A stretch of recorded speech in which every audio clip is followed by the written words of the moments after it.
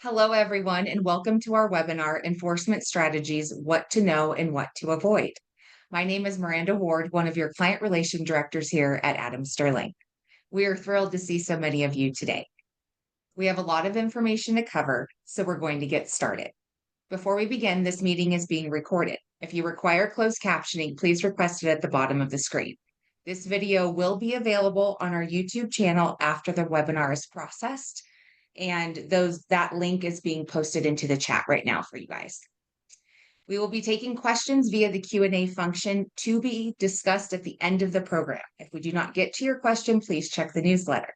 Some questions may be answered as the presentation progresses, and too specific of questions will not be addressed. Now on to the presentation. Please welcome AS partners Laurie, Poole, and Rob Ward. All right. Okay, so again, thank you for joining us today to talk about enforcement strategies, what to know and what to avoid. We have a fun little graphic here. It's a message from the Homeowners Association, Majesty, remove the basketball hoop or we will lay siege at dawn. So this may or may not be too far from the truth for your association, but this program was put together because based on our real life experience. We've had many clients come to us and say, we've been fining somebody for months, years, and their fine balance is now $10,000 and they're still not in compliance. And so we put this program together to really understand what the enforcement process is. We're going to walk through the enforcement process, but we're also really going to talk about why we enforce. What is the purpose of enforcement and what's the scope of enforcement? And our big takeaway today is that when you think about enforcement, you should not just be going through the motions. You need to have a strategy in place, and you need to understand what your goal is in enforcing the governing document. So that's what we're here to go over today, is to talk about enforcement procedures, but also more importantly, what's your goal and how are you going to get there? So the goal of, I'm going to just give it to you right now. The goal of enforcement is to gain compliance. That's why we enforce. Or that's the goal of enforcement, is to gaining that member's compliance or the member's compliance with the governing documents. So let's go back to the very beginning and talk about, why are we even enforcing? Rob? Well, yeah, let's talk about that. Hello, everybody. It's nice to have you with us. And let's talk a little bit about why we are doing this at all. Many of you are board members out there, and many of you are property managers. And we talk about living in community associations. And when you get people together like that in a community that are living on top of each other and so close, it becomes really important to focus on the authority that you have to enforce the rules, the regulations, the CC&Rs, the covenants, the bylaws, everything that governs how you coordinate and run your community. And so there is a reason why we talk about enforcement. We want to make sure that we're promoting harmonious living in the community. It's not always easy. As you guys all know, we have a community of more than 100, 200, 500 people living together. There isn't always a harmonious type approach. And when people are living so close to each other, that's the reason we have these rules. We have rules and regulations that are focused on things like your property values. You want to protect your property values through periodic and regular maintenance. You want to talk about your landscaping. You want to talk about the architectural standards that are in place pursuant to your documents. All of that is important to maintain your property values. And that's the whole reason to have a community association, is so that you have a structured community that will enhance and keep those property values up where you want to see them. You want to promote a harmonious living environment. Like I said, there are rules about noise, creating noise. There are rules about parking that you know about common area usage of the clubhouse and the pools and everything. Those require rules. Those require rules that are enforceable and clear. And so we want to focus on providing you with a structure, a strategy for clear, concise rules that are enforceable and that people will buy into. The final really bullet point for this is that you want to make sure that you're gaining members' compliance. This is important when you're, again, living together like you are in these community associations, stacked communities. You want to make sure that everybody's buying in, that they all believe that there are rules there for a purpose that are going to promote a structured and proper living environment that's going to hopefully refrain and or curtail the nuisances that you do experience in these communities. And if we go to the next slide, we want to talk a little bit about what enforcement is not. Okay, so while you do have enforcement,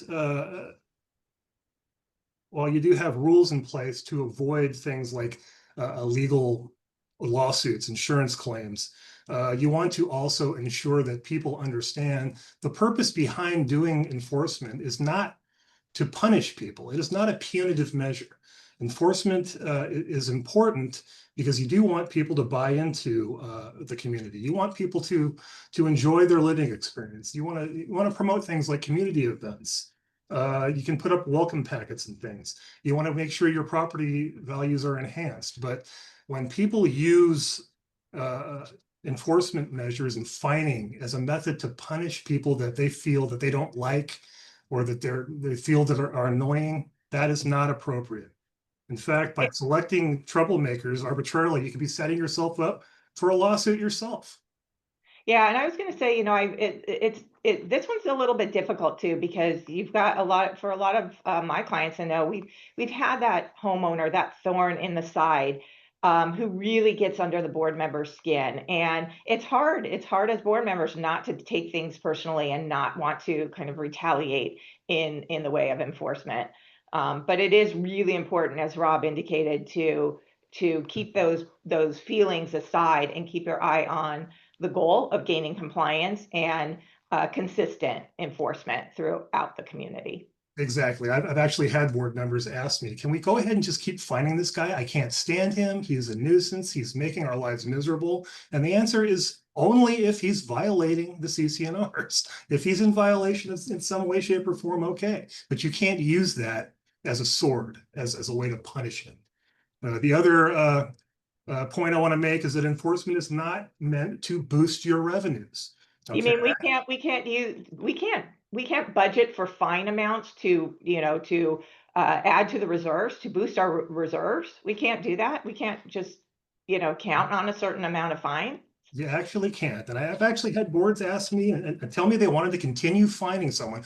Laurie mentioned the members that are being fined $10,000. They want to just continue to do that. And they feel like that's going to boost their revenues. They can just put that in their reserves and use that in their operating accounts, make some money off of it. No, no, no, that is a bad choice. You cannot do that. Enforcement is never properly used as a method to increase revenues in the associations. Remember, CIDs are nonprofit mutual benefit corporations for the most part. You're not supposed to be making money off people. The use of fines as a means of bolstering a depleted reserve or operating account is completely inappropriate. What you want to use enforcement for the most part, is to promote a deterrent to bad behavior, to violating the rules, and ensure compliance, as we stated. So again, remember, don't use enforcement to boost your revenues. It's not the way to go. Let's go to the next slide and talk about what it is that you actually need to promote a good policy of enforcement. You need to have a strategy in place. You need to have a strategy that ensures you have all the legal requirements in place to carry out that strategy. The end goal of that strategy is what? What we keep saying, to ensure compliance with the rules.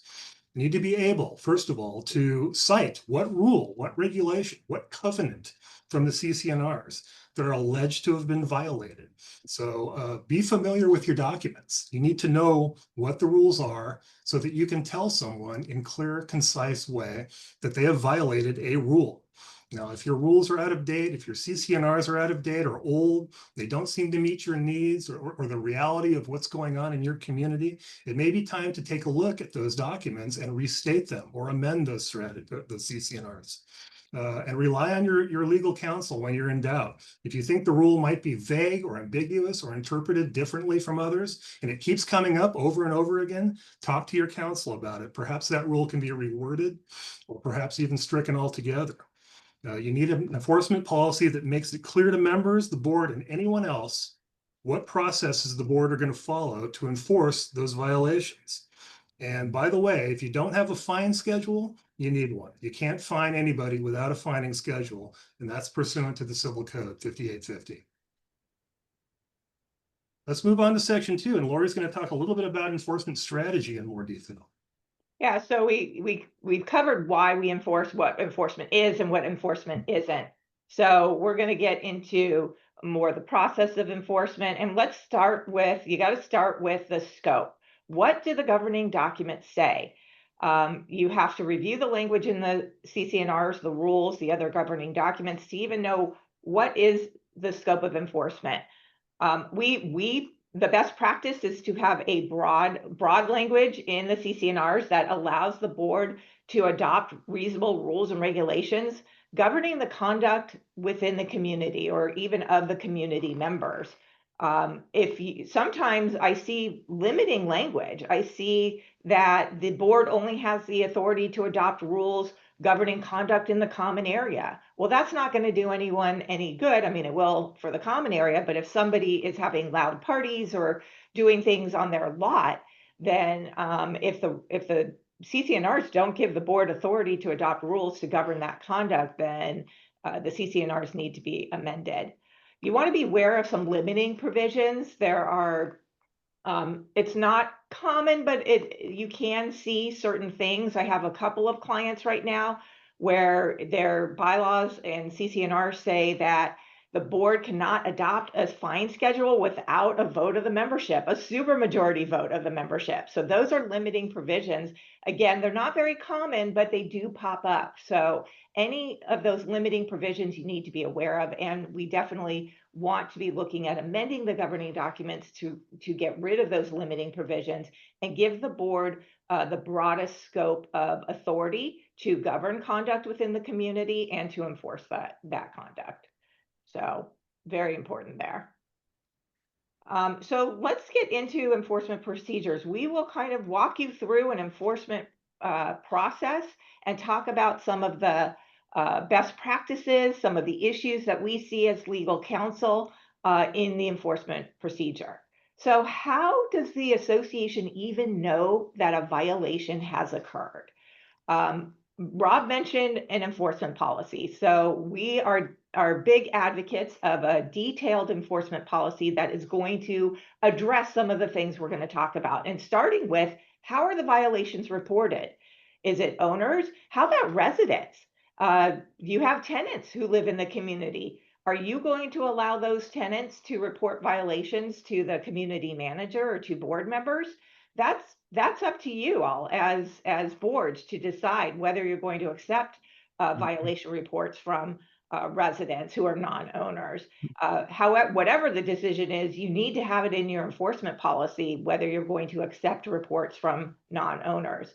What about anonymous complaints? You get that email and nobody, or well, maybe it's not an email. You get that letter that's not signed and no return address complaining about a violation, probably a board member who's in violation.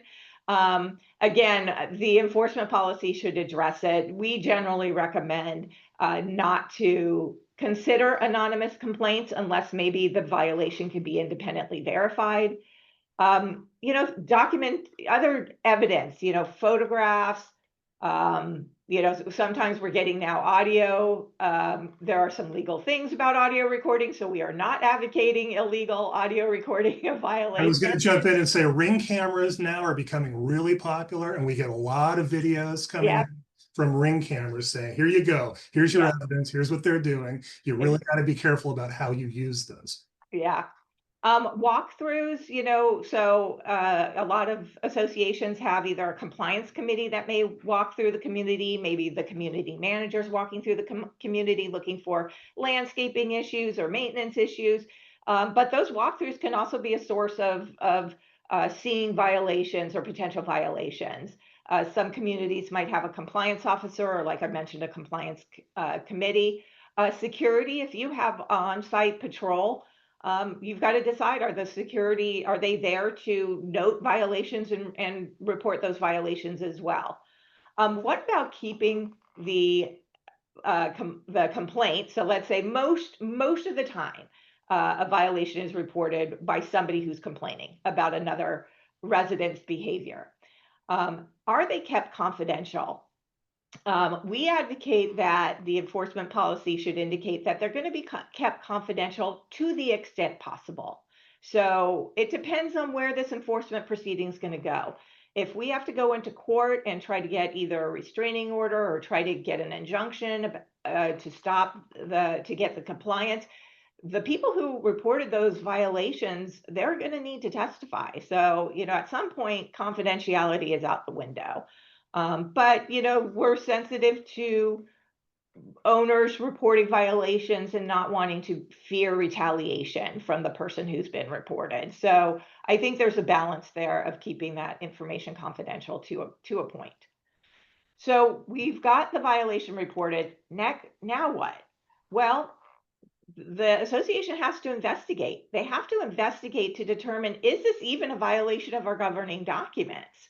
And what provision of our governing documents is it violating? So yes, an investigation needs to occur. Who performs that? Is it management's going to verify it? Is it board members are going to verify it? All of that needs to be thought of in advance and addressed in the enforcement policy. And again, here's where some kinds of evidence like photos, video, things like that could be part of the investigation.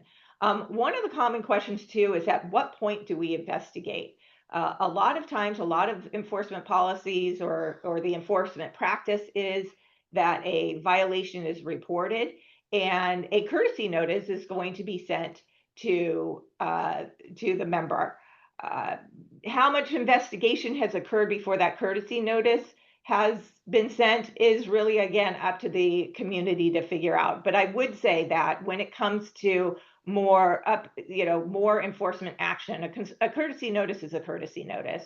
But if it's going to progress beyond that, where we're talking about disciplinary action and fines that we'll talk about a little bit later, then there does need to be verification of the violation.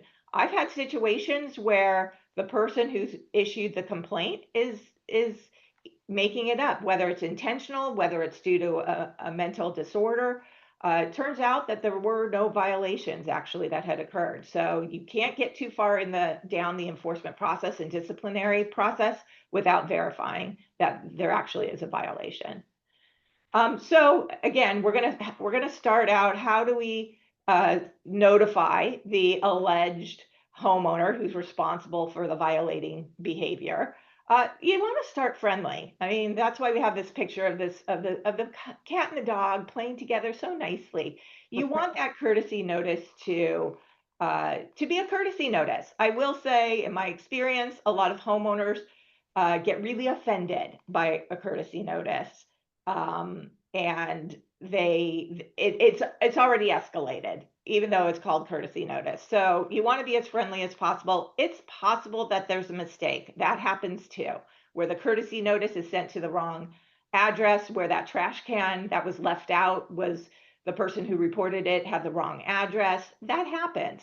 So you want to start out friendly.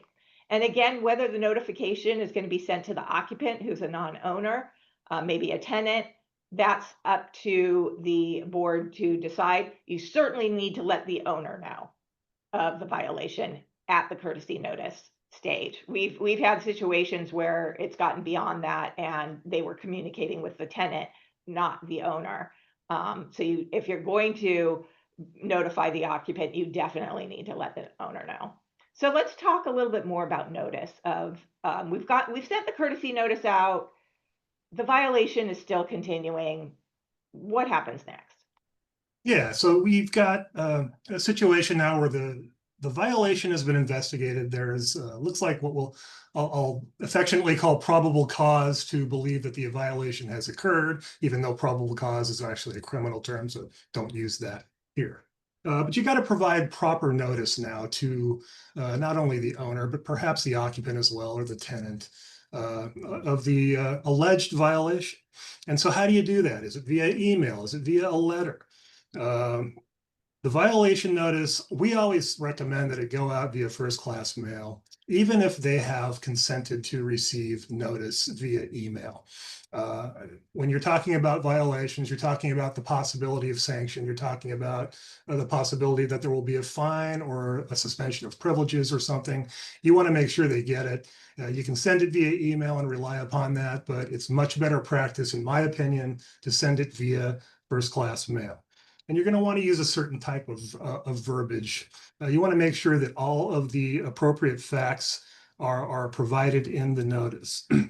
And first of all, you do not want to say that you have found a violation, because we don't know that yet. What we're doing is investigating still. And we're alleging that there has been a violation reported. So you want to put that in the letter. This is what has been reported by a member of the community. This is what has been observed by a management who has done a walkthrough. And then you provide them the information on what was happening. It was reported that your dog was not on a leash. And that's important that they understand, first of all, what they did wrong. And then you have to show them that there is a rule or covenant that has been breached, and you identify what has been allegedly violated, violation of Rule 3A. And you want to check your documents also for how far in advance you want to send the notice. The time period for a notice of hearing is not always consistent with the civil code. It could be 10 days, it could be 15 days. You need to look at your documents and make sure you know if there is a specific provision in your documents for that notice, and follow what's in your documents. You want to make sure that you stick to the alleged violations of the governing documents, and be sure not to focus on anything exclusive of that. If there was a dog not on a leash, that's what the violation is about. We don't bring up anything else, that the dog, somebody didn't clean up after their dog, etc. You focus simply on that violation. And you let them know that this could be subject to monetary penalties. There could be a suspension of privileges. There could be other disciplinary actions, and you refer to your fining schedule in that notice so that they know that there could be a possible sanction, and understand that they are going to have to answer for this and explain if there was a violation, or if they're alleging that there wasn't a violation, what evidence there is that they didn't commit that violation. So the Yeah, and I think those it's a have good to be specific, yeah. Yeah, and I think it's a good practice to throw all the potential disciplinary actions that could occur. But when you get to the hearing and all of that, and the board deliberates, the board may not choose all of them. But I think it's good to set forth in the notice from the beginning all the potential disciplinary actions that violating owner, allegedly violating owner, could be subject to. Yes, they should all be listed, of course, if there are alleged violations that have been investigated, but we want to focus solely on those and not get too far out of bounds with it. So the notation should be very specific. As I mentioned, it was noted that you're parking your car in violation of the governing documents. It's kind of vague. It's kind of overbroad. It doesn't really explain, where this violation happened, when it happened, what part of the governing documents were violated. So you have a different example at the bottom here. It says, "Dear owner, it's been reported that since April 1st, 2022, you've been parking your red Corvette in the guest parking space next to your unit, which is a violation of parking rule number 10 and 6.8 of the CCNRs." And then you enclose copies of those specific provisions. And if you have photographs of the violation that show that they were parking their red Corvette in the wrong space or in the guest parking space, then you attach that as well and say, hey, this is what we're seeing. This is presumes to be a violation. Can you explain why this is not a violation? Do you think it was Prince who was parking the red Corvette in the guest parking space? It Well, was a 4/1, little red Corvette. 2022. I don't think he was alive then, but Right. good shot. And just a note about what has been reported. I have a little bit of a horror story about what was reported to the association to the manager was actually copied and pasted into the courtesy notice to the homeowner. And what was noted and reported was underage drinking, a party, noise, music, loud noise, loud music, and carrying an unconscious person up the stairs, up the common area stairway. Well, that's what was put in the courtesy notice. And to Rob's point, you need to stay in the lane and make sure that it is actually a violation. Now, underage drinking is not something that the association has any jurisdiction over to enforce. Yes, the nuisance, the party, the loud noise, the music, that's all under the jurisdiction of the association. But because they allege that there was underage drinking and carrying of a passed out person upstairs, this association got a letter from an attorney. This was a courtesy notice. Got a letter from an attorney claiming defamation because it alleged this underage drinking, and I had to get involved and de-escalate the situation. So make sure that you're not just copying and pasting what is reported, that you are verifying that it is an actual violation of the governing documents and something the association can enforce.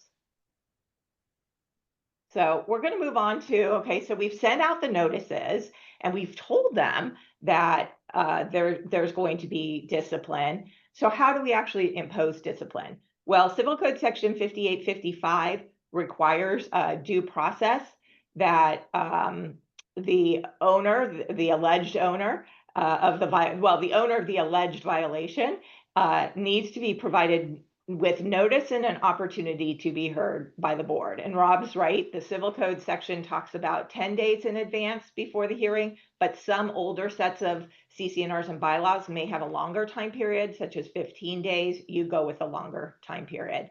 You need to tell them when that hearing is going to take place. It will take place in executive session. We sometimes have homeowners who have asked to have their hearing in open session, but the Civil Code says that the board can adjourn into executive session to discuss member discipline. So it's always best practice to have those hearings in executive session. Even if the alleged violating homeowner wants it to be an open session, we still think it's best practice for the Yeah, we want to avoid the possible grandstanding of members who want to do this in front of the rest of the membership and show how outrageously unfair the board is being.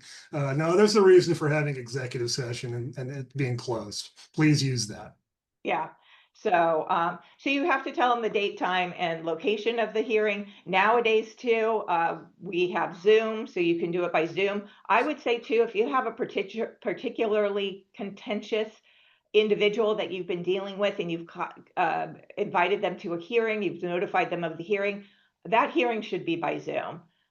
There is no reason these days to put anyone in a precarious position with maybe somebody who you just don't know how they're going to react. And the better practice, I think, these days is to have it by Zoom. Yeah, the mute button is your friend. Yeah, the mute button is your friend. And the distance and the physical distance is also your friend as well. So rescheduling the hearing, I get a lot of questions about this because you've notified the homeowner, you've had the hearing, and usually those hearings are scheduled once a month when the board meets in conjunction with their executive session. It's part of their executive session, and it's difficult. You're all volunteers as the board members. It's difficult to get you to be able to find another meeting date, and boards are reluctant to have to reschedule. I will say, I always, when I'm giving advice to a client, I tend to play it out and say, what if we were in court? What if we were in front of a judge and you had an owner who this was their first violation and they wrote and said, I can't meet on that date. Can we reschedule it? My general advice is to honor the first request to reschedule. It's just always going to make the association look bad if you're inflexible on that. But then after that, require good cause, because we do know those habitual delayers who think they're just going to kick the can down the road. So you give them one chance, but after that, you also can remind them that they can, in lieu of appearing themselves, they can submit either a letter or an email in advance with whatever information they want the board to consider. So if they can't be there either in person or by Zoom at the time of the meeting, that's an alternative that you can offer to them. But generally speaking, try to reschedule that hearing the first time. What about evidence? So we get this a lot, that the homeowner who's alleged to be in violation wants to see everything. They want to know who complained. They want to see the complaint. They want to see the photographs. They want to bring witnesses with them. I mean, and my opinion is it's not a trial. This is a hearing to determine whether a fine is going to be imposed, or maybe rights to use the common amenities are going to be suspended. It's not a court trial. There is currently no legal requirement to have to turn over the evidence to the other side. Now, the association, like we talked about, the board does need to investigate. They do need to have evidence of it being a violation of the governing documents, but whether that needs to be at the hearing, whether that actually needs to be provided to the alleged violator, not now, as the law currently sits. Right, right. And just remember, part of what I do for this firm is litigation. And so, yes, I am very familiar with the evidence code and how it works, but you don't need to be. You are not attorneys out there, most of you anyway. Some of you, of course, are. But what Laurie says is true. This is not a trial. This is not what you see on television. This is not the OJ trial. This is, for those that go back that far. You want to have proper evidence. For example, if you have a photograph, you want to make sure that that photograph has not been doctored. You want to have a timestamp on that photograph so that we know that it's not necessary to be authenticated. But all of that takes place in court. This doesn't take place in these hearings. These hearings are a little bit more informal, and they're really just designed to get to the point quickly. Did the member or whoever's being accused of an alleged violation commit such a violation? If they did, then they're going to be subject to a sanction of some sort. And you want to see some sort of competent evidence of that, whether it's a document, if it's a photograph, if it's a ring camera video, whatever it's going to be. But really, don't focus on the technicalities of whether what somebody is saying is hearsay or anything like that. You don't need to worry about that kind of thing until we get to a much later stage that we'll talk about soon. Lawyers. What about lawyers? Yeah, Can they lawyers. bring their lawyer? Oh boy, here we are, huh? So members often will want to consult with personal counsel over these violations, especially if they're being fined a substantial amount of money. You have to consider whether it makes sense to have a lawyer present. If you're doing an IDR meeting, internal dispute resolution pursuant to your enforcement policies, those don't usually come with attorneys. Those are designed for you all to just get together and meet and confer and hash this out and figure out if somebody violated a rule of some sort and should be fined for that. And perhaps even give them the opportunity to cure that violation and resolve it that way. You don't need attorneys for that. As much as we like to be involved in everybody's business, you don't always need us. And so please don't think that lawyers should be there. However, if an owner or somebody who has been an alleged violator has decided that they want to bring their counsel to, say, an ADR, a mediation, or some other hearing, then you should have a policy or a strategy in place that requires them to disclose that to you in advance. And if they do bring an attorney to this hearing, and you as a board have not had the opportunity to have your association's counsel present, you should have the right to continue that hearing until a time when your counsel can appear as well. And so that understanding should be established in advance so that everybody understands what's happening. Yeah, and I like to tell clients too. So under the professional rules of responsibility for us as lawyers, we cannot directly communicate with a party we know to be represented by counsel. So if that homeowner brought their attorney and the association didn't have its legal counsel there, you tell that attorney that the association is represented by legal counsel in this matter. And if that attorney has any ethics, they will know that at that point they cannot communicate with the board directly, that they would need to leave and allow for the hearing to be rescheduled. And really at that point, it's still up to the board to decide whether they want to allow lawyers. There's no legal requirement to have lawyers at a hearing yet. Yeah, if there's a novel legal question that has arisen over this violation that require attorneys to go and hash it out, perhaps they can do that in advance and talk it out and meet and confer. But if there is going to be attorneys present, then everybody should know in advance and be aware of it. We liken this to a small claims model, these hearings where you don't have counsel present, but they can certainly prepare you for the hearing and tell you what their purview of the law is and how it should be applied to the situation. That's not a problem. But again, lawyers cost money. And so you don't want to have them present at all these hearings if possible. And like Rob said, now that sometimes the boards want the association's legal counsel. I had kind of an interesting enforcement situation with one of my clients earlier this year, and they wanted me at that hearing. So in that case, you do need to let the homeowner know that the association's legal counsel is going to be there. So because if they have an attorney, they would have the right to have their attorney there as well. So what happens when you get to these hearings and and the defenses they come out? How are these owners going to defend themselves against these allegations that they have violated some sort of rule? Well, the most used is, of course, that the board is selectively enforcing the rules against that particular owner. Look at all the other violations around the community. You're just picking on me because you don't like me. We hear that all the time. It's the most used defense. Oftentimes, however, it will lead to allegations of discrimination. And we have claims in this firm right now that are based entirely on this entire concept of the board was enforcing the landscaping rules against me. I saw that somebody else's shrubs were overgrown. How come they didn't pick on them? You're discriminating against me. In some respects, they might bring race into it or other protected classes. And when that happens, you really got to take it seriously. And so definitely don't push that off. Make sure that you alert counsel to any situation that could arise to a possible discrimination claim based on fair housing. It is very serious and could lead to sanctions for the association. That's the second most used excuse, on your screen. You got the wrong guy. I didn't do it. It wasn't me. Well, that's where the evidence comes in. That's where we want to make sure that it was the right person that was committing the violation.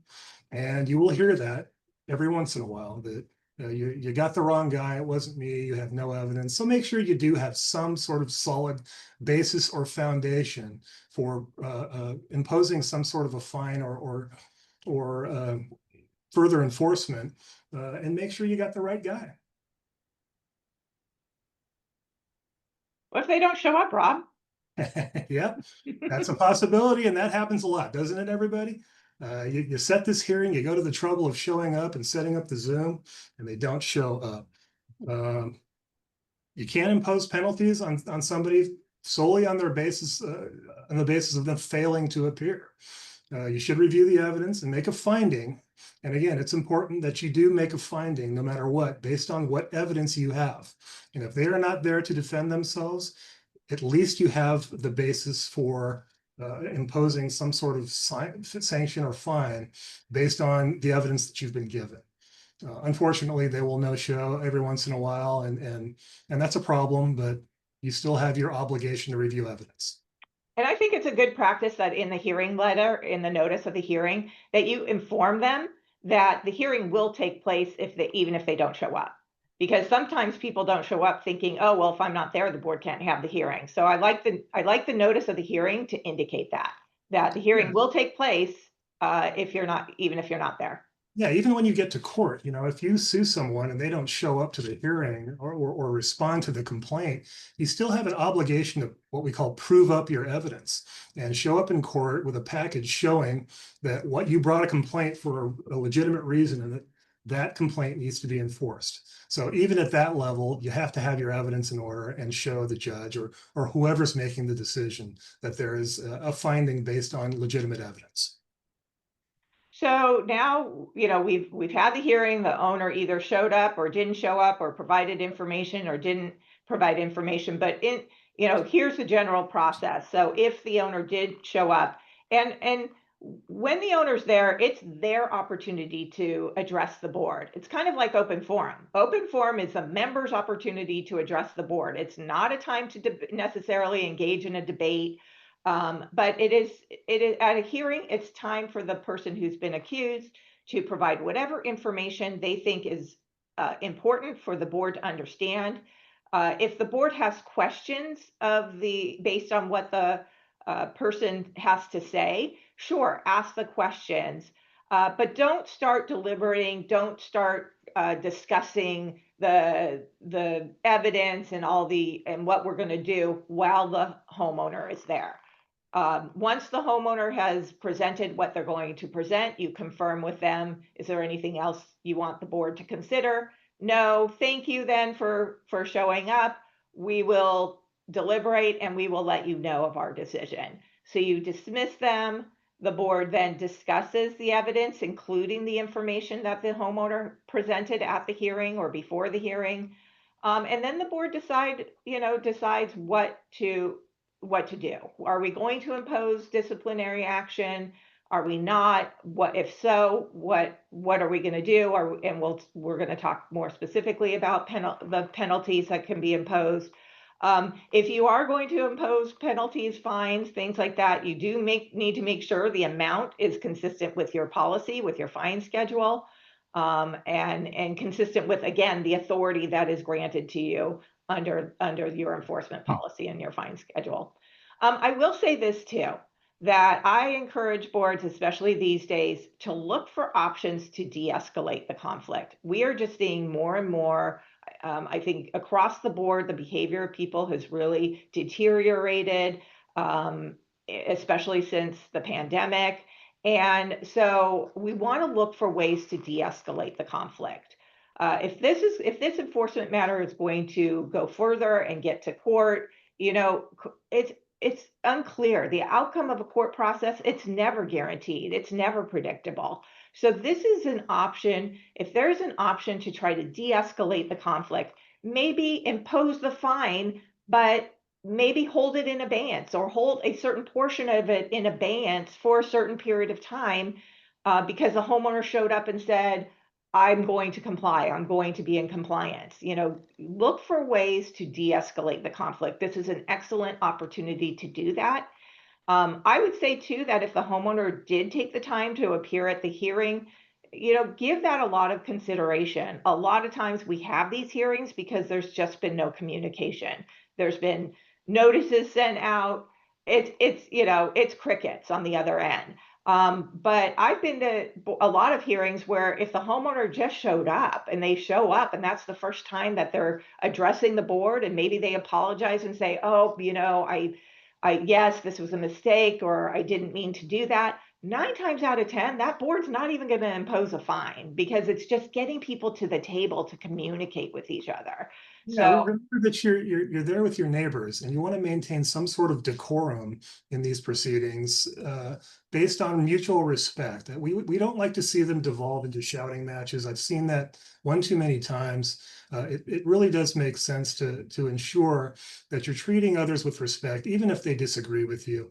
It could be a fellow board member, or it could be an owner, but if they show up to the hearing, they obviously have something to say, and it makes sense to listen to what they have to say and de-escalate the conflict, like Laurie says. It just makes sense to do it that way. And again, remember what we talked about, the enforcement strategy. So if the strategy is gaining compliance and you have the homeowner who showed up at the hearing, seems to understand, seems to be willing to comply, again, how you impose discipline could be an incentive towards that goal of gaining their compliance. So look for those opportunities. All right, so let's say the board says there is some disciplinary action that we want to impose. What are our options? Well, we've talked a lot about fines and penalties. A fine is a monetary penalty. It's subject to a schedule. As Rob indicated, the Civil Code says you cannot impose a fine unless you actually have a fine schedule that has been adopted. It has to now be provided to the members every year as part of the annual policy statement. So so make sure all of that is in place. But the Liebler versus Point Loma case held that the specific authority to impose fines does not need to be in the CCNRs. As long as the CCNRs gives the board the authority to adopt rules, then the actual fines and the authority for fining and the fine schedule can be in the enforcement policy or rules and regulations. This is a sample of a fine schedule. I like fine schedules that give the boards flexibility.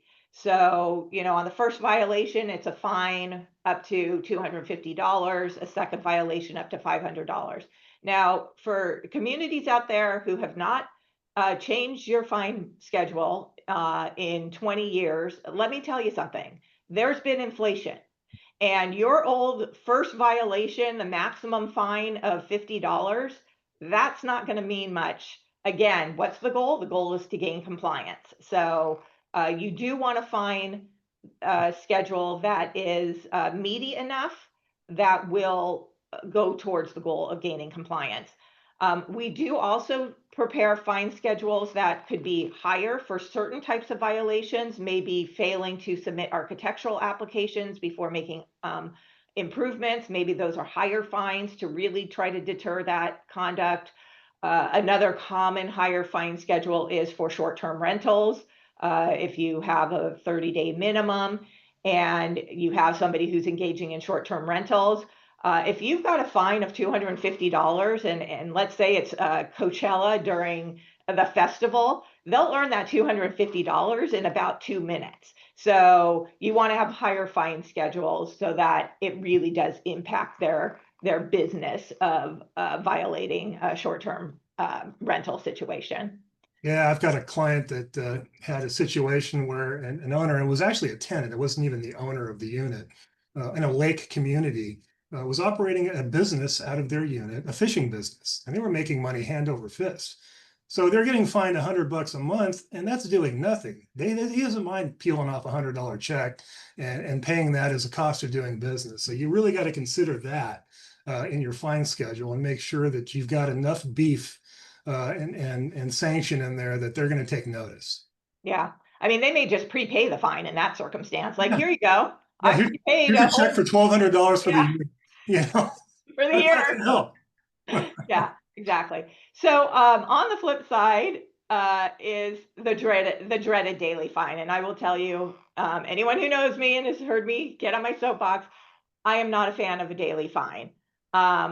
Again, what is the purpose of fining? It's to gain compliance. So if you're fining every day to the tune of, oh, now it's $10,000, I just don't think there's a court that's going to uphold that kind of fine. The court's going to say, well, why didn't you do something else? Clearly imposing a daily fine wasn't gaining compliance, and now you're at a huge amount of money. So keep in mind that the fines are not a revenue source. A daily fine for managers, it's time consuming. It's an administrative nightmare. I think it also would question whether it's even reasonable. So, I am an advocate against daily fines. Now, continuing fines, again, we had the first violation, second violation. Do you need a new hearing? I think there's different attorneys have different opinions. In my opinion, if you're going to impose another fine, even for the same type of violation, I do think you have to call them into a hearing. But you might get different advice out there.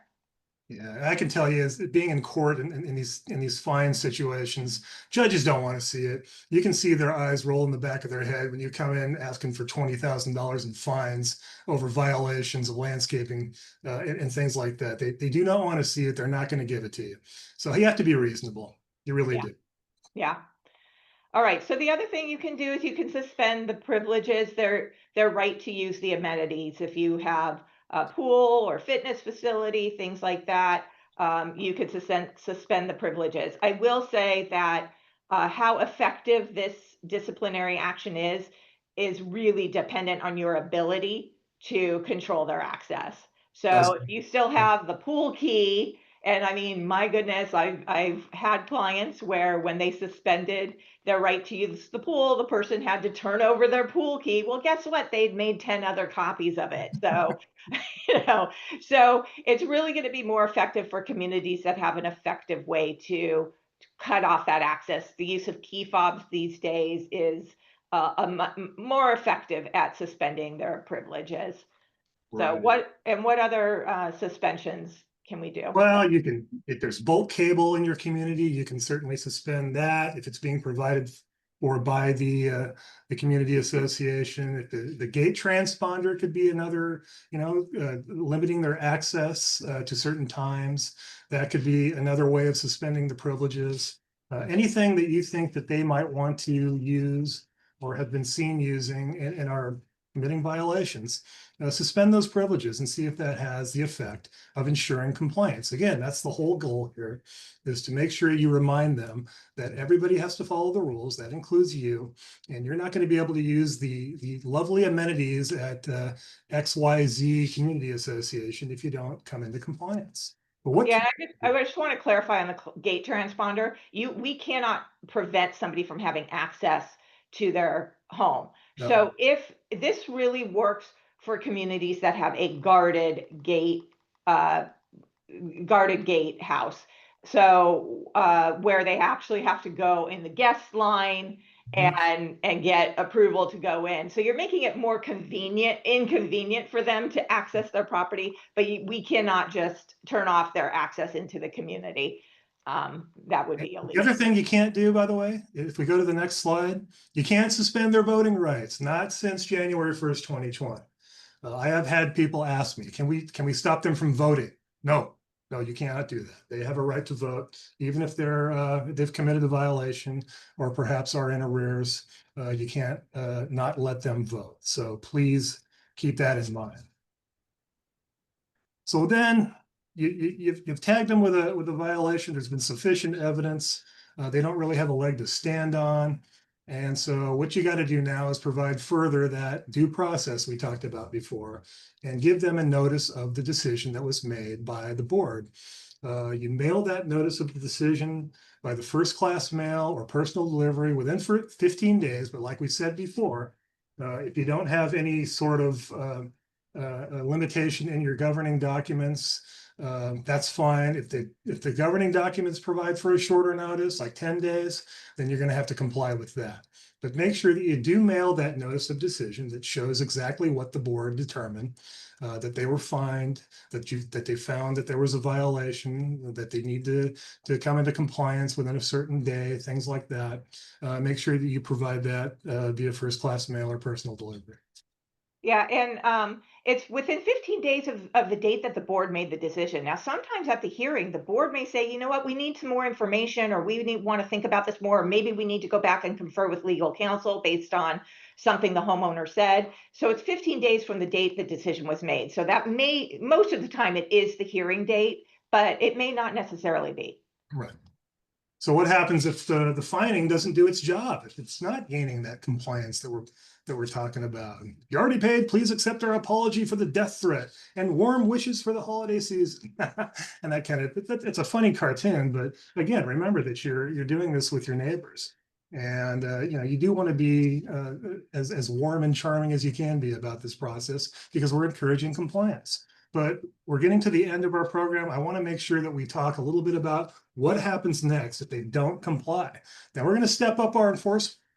That's when you might have your legal counsel send them a nice letter that lets them know that they are not in compliance, that they have violated, that there are legal avenues that can be taken from this point forward, above and beyond just the simple IDR hearing.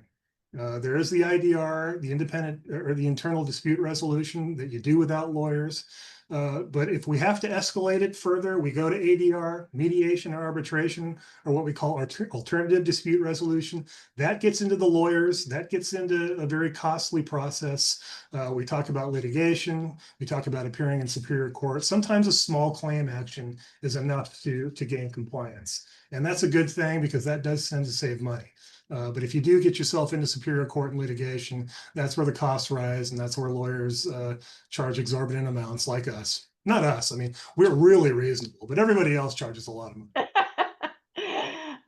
Yeah, that letter from legal counsel. I mean, I've been doing this a long time, and I think the letter from legal counsel is especially good when, again, it's crickets on the other side. You've sent out the notices, you've had the hearing, the owner didn't show up, you're hearing nothing. So a lot of times, just sending that letter from legal counsel, that gets their attention. And again, we're just trying to get them to the table, get to where they're communicating, where they can understand what the board's position is, and they can provide whatever information they think is helpful for the board to know about the situation. So I wanted to touch on architectural violations because this is a source of confusion. You cannot confuse the architectural process with the enforcement process. So I've had homeowners, they've made an architectural modification, and it may be something that would be approved.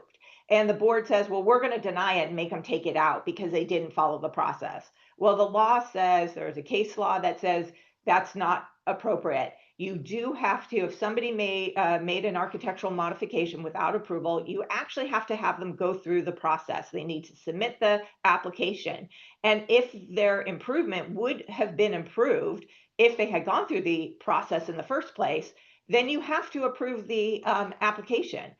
You can impose fines. We've talked about that for not going through the process and by making the improvement without submitting their application first. But you cannot fine them and you cannot make them take down their modification just because they didn't follow the process. So that's a very important concept.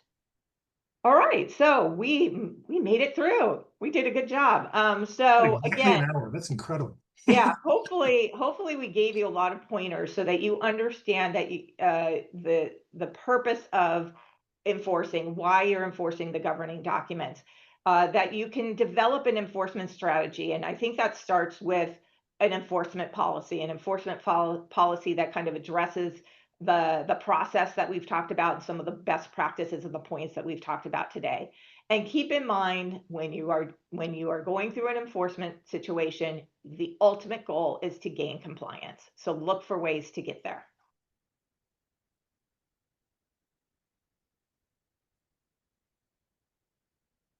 We're at the end of our hour. I'm thinking we don't have time for questions. I will say a lot of the questions that came through, if you guys just re-watch the recording, they were covered. Laurie, Rob, do you want to take a couple? Do we want to push it to a newsletter? What are you guys thinking? Why don't we take a couple and then we could either push it to a newsletter or record another session where we're answering questions. But let's take a couple just to satisfy, there's some dying curiosity out there, I'm sure. We're working overtime Perfect. for you. Okay. I'm going to start with some of the basics. So this question is, do the CC&Rs have more power than the Davis-Stirling Act?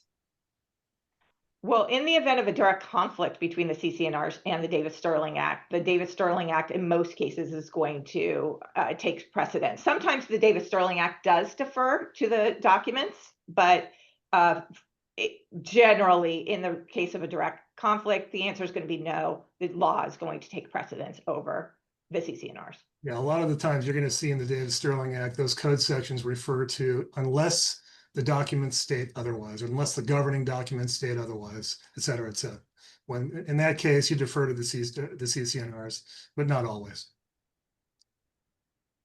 All right. What is the actual legal obligation that boards have to enforce the CC&Rs? Is this based on case law or statutory law? Based on contract law, really. Yeah, it's more of a combination of your fiduciary duty. I mean, that is one of the purposes of the association, is to have covenants, conditions, and restrictions that are enforced. I mean, what good is having the regulations if there's no entity that is enforcing it? So it goes hand in hand with your fiduciary duties and obligations in managing your association.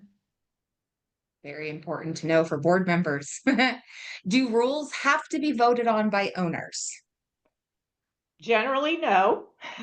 Generally, no. But like I said, I do have a couple situations where the bylaws and CC&Rs require a vote of the membership to adopt a fine schedule. But the Davis-Stirling Act allows the board to adopt rules, and under the Davis-Stirling Act, the board has to provide prior notification, the proposed rules or rule changes to the members a certain number of days. It's at least 28 days in advance of the date that the board intends to adopt those rules. So generally, no, the members are not voting on rule changes. Property management has advised that fines for violations cannot really be enforced if homeowners choose not to pay them. Is this true? I'm going to let you take that, Rob. Oh, that's not true at all. Yeah, this entire program was predicated on the fact that you have the right and obligation to enforce the rules. And so this is not an option. This is something that needs to take place. Well, I think the question is more, how do we get a homeowner to pay their fine when they're not paying it? Well, again, the fines schedule that you put out needs to be reasonable. You get more flies with honey sometimes. We talked a little bit about that, being friendly and trying to encourage compliance in that regard.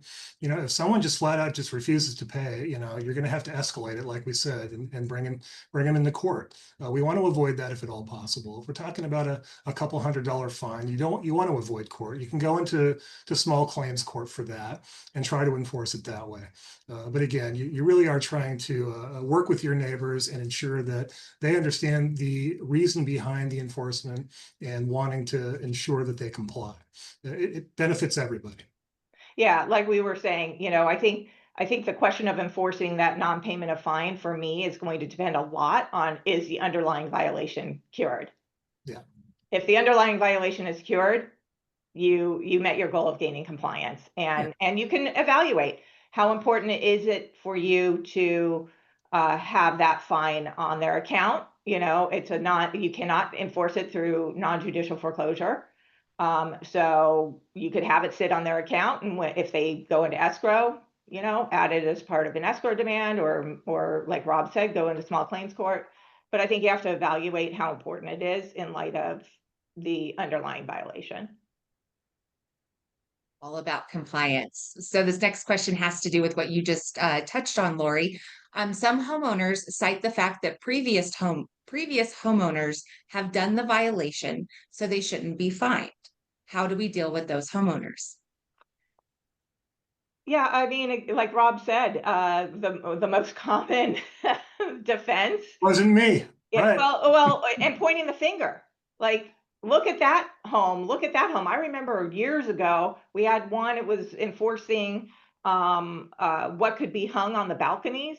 And, a violation letter went out, and then the letter came back with literally photographs of all these other balconies that had hummingbird feeders and all sorts of things. So that is the most used defense is you're singling me out. I do think the board has to look at those situations. A lot of times it's the board didn't know about the other violations. Again, most of the time we know about violations because they're reported by other homeowners. Yeah, and I think the reference there was to a prior owner who was in violation, and now the owner comes in and they're getting sacked with a notice of violation, except that they weren't the ones that actually violated. It was the prior Like owner. architectural. Unfortunately, it's still a violation and it needs to be cured. Yeah. Well, and there is a provision in the Davis-Stirling Act that says prospective purchasers, the seller owner is legally obligated to provide prospective purchasers with any notices of violations that have not been cured. So if a buyer took a piece of property with a notice of violation that wasn't cured, then that buyer inherits that violation. Thank you, Rob. Maybe you have a disclosure issue with the prior owner, and that's between the prior owner and the buyer. Yeah. All right. What civil code states there is no legal requirement to turn over evidence to the hearing or the violator? Well, there is no code section. So by the fact there is no code section requiring that evidence to be turned over yet, I say yet because I just think it's a matter of time before that is going to be a requirement. But right now there is no code section that requires turning over the evidence. in a hearing situation. I'm not talking about litigation. I'm not talking about court. I'm talking about at a hearing. Again, the evidence code is completely different in that regard, but we're not talking about in court. These hearings, you should turn over evidence. You don't have to, but you should. Can we enforce our rental cap when owners claim their tenants are just roommates? That sounds like a very specific situation that you should consult with your legal counsel. And if you don't have legal counsel, you can consult with us. It's loaded. We're here. Reach out to me for proposals. Does the new law limiting fines to 100,000 look like it might pass? Or to, I'm sorry, 100,000, that would be awesome. Yeah, let's do 100,000. Right? Yeah, that would be great. No, there is a proposed bill out there that is trying to limit the amounts you can fine to $100. And like I said, when I told my story about the fishing issue with the lake community, it's not a one size fits all. We're desperately fighting that in Sacramento right now, and we hope that we can get that amended or defeated. But until then, we're looking at that and thinking that could have an adverse effect on compliance. All right. What should members do if the board is violating the governing documents / rules and regulations? We get that defense as well. That is a defense is, again, pointing to everybody else who's violating, and it's 10 times worse when they're pointing to the board members. But the board members, the board has to, the member should still report it. The board has an obligation to investigate all reports of violations, even ones against board members. And the Davis-Stirling Act does say that board members who are in violation or subject to a disciplinary action are recused from voting on that topic. So that should be reported, and the board needs to the board minus the accused board member needs to investigate. Yeah, they have that same fiduciary obligation to investigate and enforce, whether it's a board member or just a member at large. How about one more, Miranda? Perfect. Let me pick a good one. Hopefully it's a good one. Okay. You mentioned in the fine schedule, same offense. Is a noise violation a same offense if the source of the noise is different? For example, one for loud music and another is vacuuming in the middle of the night. Again, I think that's a really specific question that I think your particular legal counsel should weigh in on. There's going to be more facts and circumstances that are going to have to be known to give a valid answer, a helpful answer. Let's put it that way. The answer, as we all in the legal community usually say, is it depends. It depends. Everyone's favorite response, but it's true because it does depend. Each association is different depending on your documents and the makeup of the community, correct? Yep. That's right. Perfect.